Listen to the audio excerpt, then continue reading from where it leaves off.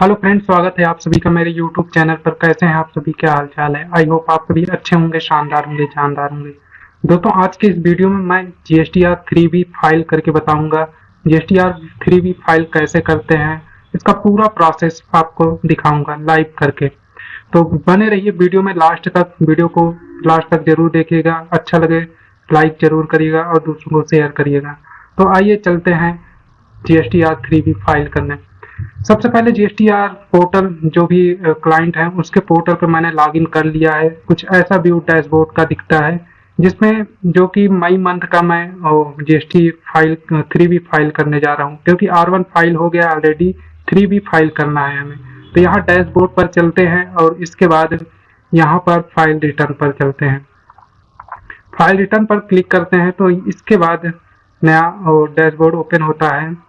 यहाँ पर हम जो भी क्वार्टर है उसको सिलेक्ट कर लेंगे और यहाँ पर पीरियड सिलेक्ट कर लेंगे, यानी किस मंथ का हमें फाइल करना है। तो यहाँ पे हम मई मंथ का फाइल करना है, इसलिए मई मंथ मैं सिलेक्ट कर रहा हूँ और यहाँ से सर्च पर क्लिक कर देते हैं। अब यहाँ पर देखिए नीचे कुछ आपको दिख रहा है, जैसे GSTR1 ऑलरेडी फाइल्ड बता रहा है और यहाँ पे GSTR 3B आज हमको फाइल करना है, जिसका लास्ट डेट 20/6/2025 तक है।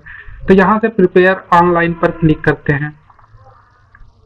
जैसे ही आप प्रिपेयर ऑनलाइन पर क्लिक करेंगे आपके सामने एक बॉक्स खुलकर आएगा जिसपे लिखा रहेगा system generated summary for GSTR 3B।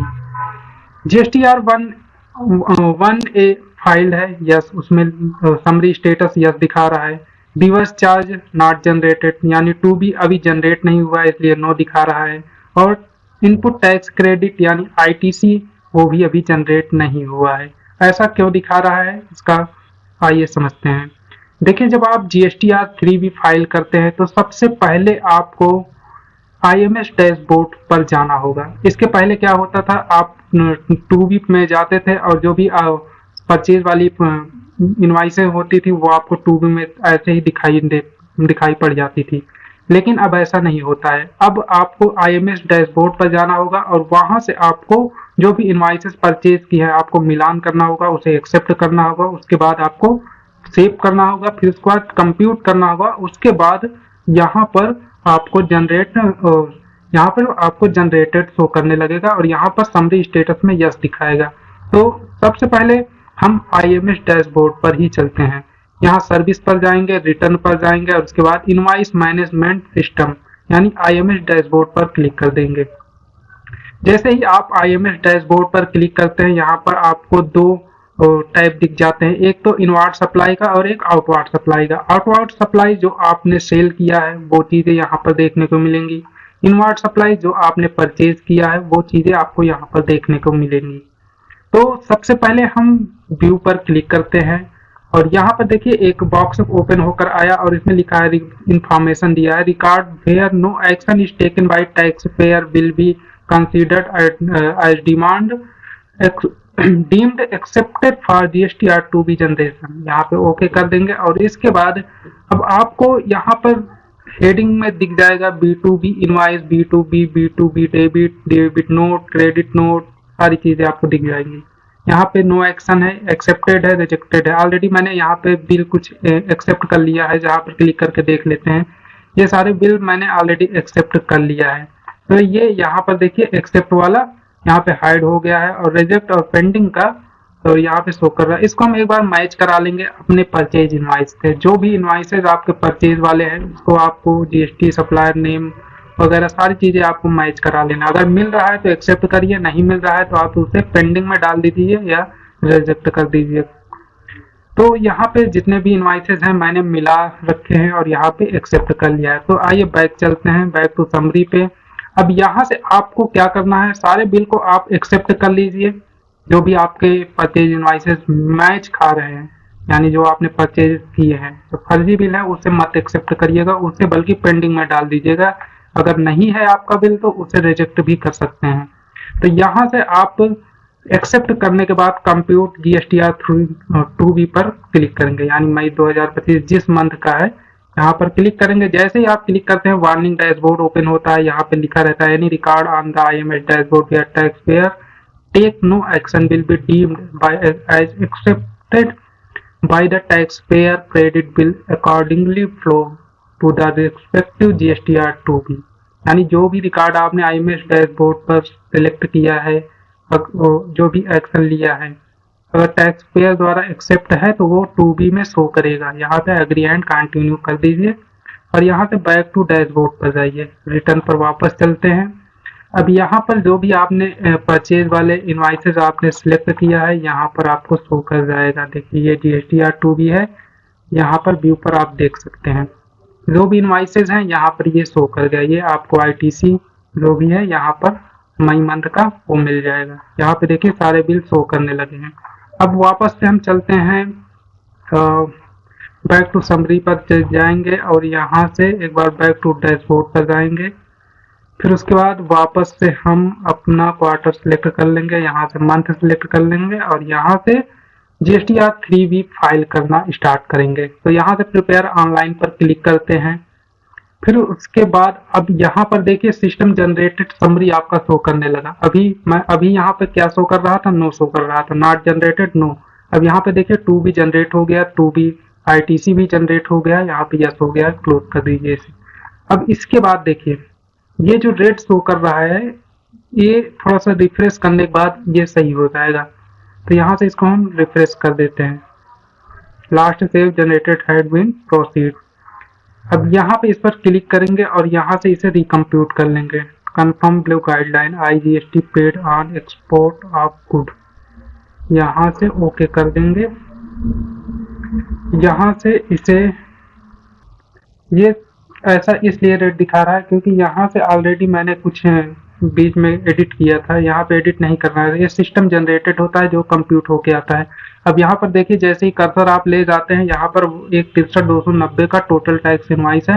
यहाँ पर इसे हम 163 मैनुअली डाल सकते हैं, 163,290 जो कि उसमें दिखा रहा है। यहाँ से 163,290 ठीक है। अब यहाँ पे सेंट्रल टैक्स इसका देख लेते हैं, 4082.25 है, 4082.25 ये हो गया। अब यहाँ से इसे कंफर्म कर देंगे। अब ये जो रेट शो कर रहा था ये सही हो गया। इसी तरीके से लेट फीस का भी करेंगे, यहाँ पर रिकम्प्यूट इसे कर देंगे। ये ऑटोमेटिक जनरेट होता है, इसमें हमको कुछ डालने की जरूरत नहीं है क्योंकि ये पिछला जो दिखा रहा है वो है।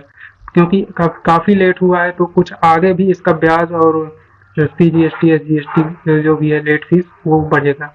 यहाँ से रिकम्प्यूट कर देते हैं। उसके बाद यहाँ से रिफ्रेश हो जाने दें, हाँ आ गया। अब इसे रिकम्प्यूट करके अब यहाँ पे इसे हम कंफर्म कर देंगे। अब यहाँ से इसे हम कंफर्म कर देते हैं तो ये हमारा जनरेट हो गया। देखिए यहाँ पर जो हमें ITC मिली वो 4082 यानी 4082 और 4082 CGST SGST और यहाँ से इस जो भी लेट फीस है जो भी इंटरेस्ट वगैरह यहाँ से 1397.84 है और 1397.84 है। तो ये हमारा जनरेट हो गया और ये 10,000 की ITC हो गया CGST SGST। क्योंकि इसमें जो भी हमारा टैक्स बन रहा है वो 8,000 या 9,000 के समथिंग आसपास बन रहा है और यहाँ पे 2,2600-2700 के आसपास यहाँ लेट फीस और इसका इंटरेस्ट बन रहा है। तो ये सारी चीजें हम कंफर्म करने के लिए अब यहाँ पर देखिए ये ITC हमारा हो गया। अब यहाँ पे जो भी 20,000 का है और 4,4 8,000 या 9,000 और 9,3 12,000 के आसपास यहाँ पे हमारा जो बनेगा और यहाँ पे ITC ज्यादा मिल रहा है तो हम ITC से ही इसे सेट ऑफ कर देंगे। हाँ यहाँ पर एक चीज ये है कि यहाँ पे 1397 रुपए ये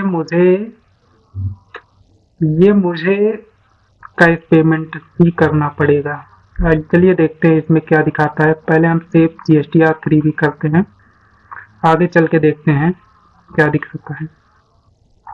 GSTR3B सेव हो गया। यहाँ प्रोसीड टू पेमेंट करते हैं। अब यहाँ पर इसको हम बारीकी से समझेंगे। देखिए जो सेंट्रल टैक्स है ये तो हमारा टैक्स दिखा दिया, सेंट्रल टैक्स और स्टेट टैक्स यानी 20,000 रुपए का ये हमारा ITC है, क्रेडिट लेजर बैलेंस में हमारा पड़ा हुआ है जो ITC हमने अभी एक्सेप्ट किया परचेज वाले बिल से। फिर उसके बाद यहाँ पर जब नीचे आएंगे तो ये हमारा हो गया टैक्स, हो गया 4082, 4000 मई मंथ का। और इसके बाद ये हो गया सेंट्रल टैक्स, ठीक है। और ये हमारा हो गया इंटरेस्ट, 398 रुपए, 398 रुपए इंटरेस्ट बना, 1000 रुपए इसका लेट फीस बन गया। अब उसके बाद 1398, 1398। अब यहाँ पर एक चीज समझने वाली बात है, जो भी हमारा ये टैक्स बन रहा था 4082 CAGST, 4082 SGST, ये तो हमारा इस ITC में सेट अप हो जाएगा, क्योंकि 10,000 का टोटल 10-10 20,000 का ITC बन रहा है, जिसमें से 4-4 8,000 9,000 के आसपास इसमें सेट अप बन जाएगा। लेकिन जो हमारा इंटरेस्ट और लेट फीस बन रहा है, ये लेट फीस जो इंटरेस्ट बन रहा है यानी 1398 रुपए, 1398 रुपए, ये हमें कैश बैलेंस से ही देना पड़ेगा, कैश लेजर से ही देना पड़ेगा, यानी इसको हमें जमा करवाना पड़ेगा, इसका मुझे चालान क्रिएट करना पड़ेगा। तो ये चीजें यहाँ पे ध्यान देने वाली बात है। जो भी इंटरेस्ट आपका बनेगा, लेट फीस बनेगा, वो उसे आपको अपने जेब से देना होगा। बाकी जो भी ये ITC है, बाकी ये जो टैक्स है, ये ITC में आपका सेटअप बन जाएगा। तो उसके लिए एक बार हम चालान क्रिएट करके आपको दिखा देते हैं कैसे होगा। यहाँ से चालान क्रिएट पर क्लिक करते हैं तो यहाँ पर देखिए ये इंटरेस्ट और ये 1000 लेट फीस 1000, यानी 2796 रुपए का मुझे टैक्स अमाउंट जमा कराना पड़ेगा, तभी जाके सेटअप कंप्लीट होगा, वरना नहीं होगा। जो इनवाइसेस थी जिनका टैक्स CGST SGST बन रहा था, वो तो ITC में एडजस्ट हो जाएगा, लेकिन जो आप इंटरेस्ट और लेट फीस है उसे आप कैश में ही जमा करवा पाएंगे, ITC में उसे नहीं कर सकते हैं। तो यहाँ से हमें 2796 रुपए का ई पेमेंट करना पड़ेगा। पेमेंट करने के लिए सबसे पहले हम ई पेमेंट पर क्लिक करेंगे, उसके बाद जनरेट चालान पर क्लिक कर देते हैं। जनरेट चालान पर क्लिक करने के बाद हमें अब 2796 का भीम UPI पर क्लिक करेंगे, उसके बाद HDFC बैंक, और यहाँ से एग्री कर देंगे और मेक पेमेंट कर देंगे।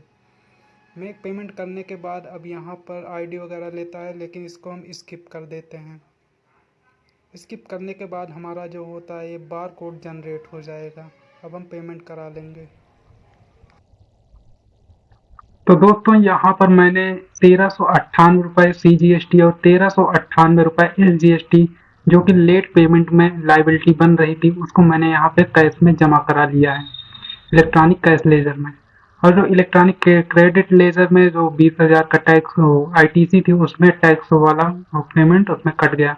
तो यहाँ पे जमा कराने के बाद अब मैं फिर से वापस फाइल रिटर्न पर चलता हूँ और उसके बाद यहाँ से अपना क्वार्टर सिलेक्ट कर लेते हैं, यहाँ से मंथ और यहाँ से सर्च कर लेते हैं।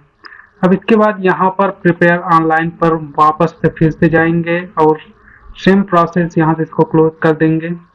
अब इसके बाद यहाँ से सेव GSTR 3B एक बार करके यहाँ से रिफ्रेश कर लेंगे। रिफ्रेश करने के बाद यहाँ पे प्रोसीड टू पेमेंट पर क्लिक कर देंगे। अब यहाँ पे ये ITC यहाँ पे देखिए सेंट्रल टैक्स जो भी है यहाँ पे कैश लेजर में शो करने लगा। ये हेड कैश लेजर का है, यहाँ पे 398 रुपए, 398 रुपए और 1000 CGST SGST ये यहाँ पे अब शो करने लगा है। अभी तक यहाँ पे नहीं शो कर रहा था, तो यहाँ पर इसका ये टोटल दिखा रहा है कैश लेजर में। अभी तक ये कैश लेजर में 0 रुपए दिखा रहा था। और यहाँ पर देखिए क्रेडिट लेजर बैलेंस में 10,004 रुपए, 10,004 रुपए ऑलरेडी CGST SGST ITC दिखा रहा है। अब इसके नीचे चलते हैं तो यहाँ पर देखिए जो टैक्स है जो भी, और यहाँ से ये जो कैश में लेट इंटरेस्ट और लेट फीस है, वो सारी चीजें यहाँ पर हो चुकी है। अब यहाँ पे 0 शो करने लगा है, क्योंकि ऑलरेडी ये चालान मैंने यहाँ से क्रिएट करके उसे क्लाइंट से जमा करवा दिया है। अब इसके बाद हमें क्या अगला स्टेप जो करना है वो make payment post credit to ledger, इस पर हम क्लिक कर देते हैं। क्लिक करने के बाद यहाँ पर एक ऑफ करेंट पीरियड, यानी ये जो भी पॉइंट्स हैं इसे आप ध्यान से पढ़ लीजिए, कुछ इसमें गलती नहीं करिएगा। और इसके बाद हम इलेक्ट्रॉनिक क्रेडिट लेजर और कैश लेजर से पेमेंट कट चुका है, ये सारी चीज़ें बता रहा है। तो इसके बाद यहाँ से यस कर देते हैं। जैसे ही आप यस करते हैं यहाँ पर लिख के आ जाता है offset successful, liability offset credit claim has been done successfully, kindly file the return pro EBC DSC by clicking proceed to file button. तो यहाँ से ओके कर देंगे। अब हमारा जो लायबिलिटी है वो ऑफसेट हो चुका है। अब इसके बाद हम प्रोसीड टू फाइल पर क्लिक कर देते हैं और यहाँ से वेरिफिकेशन करते हैं। यहाँ पर टिक करेंगे और यहाँ से क्लाइंट का नेम सेलेक्ट कर लेंगे, जो भी जिसके नाम जीएसटी नंबर है। और यहाँ से देखिए एक तो टैक्स लायबिलिटी ब्रेकअप हो गया, और यहाँ पर ड्राफ्ट में अगर डालना चाहते हैं तो डाल सकते हैं। फाइल GSTR 3B EBC और DSC, ये इन दोनों का मतलब समझिए। देखिए जो DSC होता है वो जो रजिस्टर्ड पर्सन होते हैं, जो CA वगैरह होते हैं, उनके लिए होता है, उसमें OTP वगैरह की जरूरत नहीं पड़ती है। लेकिन जो फाइल 3B विथ EBC होता है, इसमें क्लाइंट के नंबर पर, रजिस्टर्ड नंबर पर OTP जाएगा और OTP लेकर आप वहाँ पर OTP डालेंगे और यहाँ से सबमिट कर देंगे तो रिटर्न फाइल हो जाएगा। तो यहाँ पर जो OTP के माध्यम से होता है EBC होता है, तो यहाँ से EBC पर हम क्लिक कर देते हैं और यहाँ पर देखिए इंफॉर्मेशन दिखा रहा है late fees due to the gap between submit filing of GSTR 3B will be added in next month, यानी जो भी लेट फीस वगैरह इस मंथ में है वो अगले मंथ में ऐड हो गया है। तो यहाँ से हम प्रोसीड कर देते हैं। प्रोसीड करने के बाद रजिस्टर्ड ईमेल ID और मोबाइल नंबर पर OTP जाएगा और OTP लेकर यहाँ पर डालकर इसे वेरीफाई करना रहेगा। तो मैं एक बार फ़ोन करके OTP ले लेता हूँ, उसके बाद यहाँ पर डाल देता हूँ। OTP लेकर उसे सबमिट कर दिया और इसके बाद यहाँ पर देखिए फाइलिंग सक्सेसफुल आ गया, ये GST नंबर आ गया, ये मई 2025 हैविंग फाइल्ड 12/8/2025 को फाइल्ड हुआ है लेट पेमेंट के साथ। तो ये इसका एक नॉलेज नंबर होता है और यहाँ से आप इसे कंफर्म भी कर सकते हैं। यहाँ पर आपको ओके कर देना है। ओके करने के बाद आप डैशबोर्ड पर जाइए और यहाँ पर आपको देखिए ये इलेक्ट्रॉनिक क्रेडिट लेजर में जो भी पेमेंट कटने के बाद ये यहाँ पर शो करने लगा। यहाँ पर फाइल रिटर्न पर क्लिक करते हैं वापस से और उसके बाद यहाँ से क्वार्टर सेलेक्ट कर लेंगे और यहाँ से मंथ सेलेक्ट कर लेंगे और यहाँ से इसको देखिए यहाँ पर R1 GST 3B फाइल्ड दिखा रहा है। तो दोस्तों वीडियो कैसा लगा कमेंट बॉक्स में ज़रूर बताइएगा। जो भी आपके क्वेश्चन हो वो आप कमेंट में पूछ सकते हैं और वीडियो को लाइक एंड शेयर ज़रूर करिएगा। और GST R1 का वीडियो ऑलरेडी मैंने बना दिया है, अगर आपने नहीं देखा है उसे तो उसे जाके देख लीजिए। और उसमें जो भी अपडेट्स हुए हैं जैसे कि टेबल 12 और 13 के बारे में, जो भी सॉफ्टवेयर पर वर्क नहीं करते हैं, एक्सेल पर करते हैं वर्क, कंप्यूटर पर जो भी टेबल बना के करते हैं, उनके लिए मैंने उसको कैसे टेबल 12 में HSN वाइज बनाना है और डॉक्यूमेंट समरी वगैरह के बारे में, तो HSN वाइज कैसे डाटा को मेंटेन करना है उसको मैंने उसमें बता दिया है। तो आप वीडियो को ज़रूर देखिएगा। तो बने रहिए चैनल के साथ। थैंक यू दोस्तों।